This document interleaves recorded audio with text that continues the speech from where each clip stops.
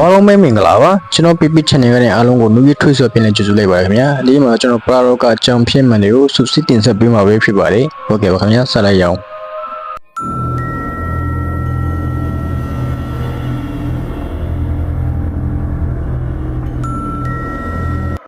ဒီဖြစ်ဖြစ်ကတော့2010ခုနှစ်မှာဖြစ်သွားတာပါ CCTV မတန်းတာမရှိရင်မယုံနိုင်စရာပါတော်လေးကိုမှထိနှမ်းစရာကောင်းပါတယ်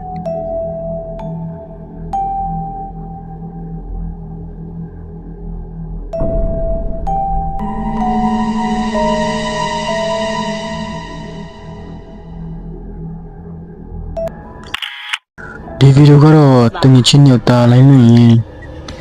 နေယောက်သားစကားပြောကောင်းနေကြတာပေါ့အေးချင်မှာပဲထိတ်လန့်စရာဖြစ်လာခဲ့ပါတယ်သူ့ရဲ့တငယ်ချင်းကိုတဲဝင်ပို့လိုက်ပါတယ်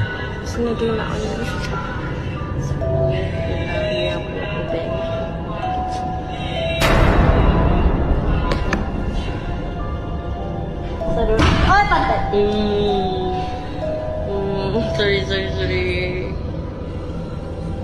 Yeah?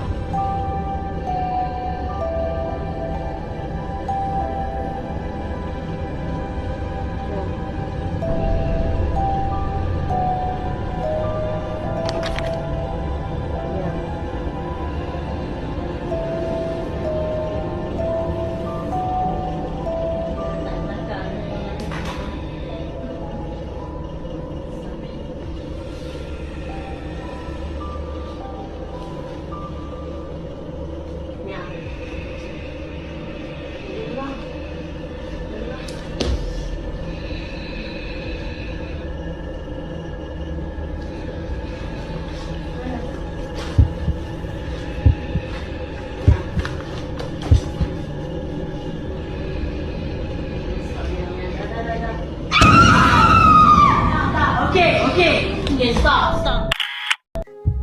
ဒီလျင်ယောက်အိမ်မွေးချက်နေချိန်မှာချီရင်ကနေမင်းမတန်ထွက်လာပြီးခေါင်းရိုးတော့ပြုတ်ချင်းမလားပြုတ်သွားခဲ့ပါတယ်အိမ်မင်းတန်ဘာမြဖြစ်မလဲလူချင်းမလို့ရောဘာထင်မှတလဲ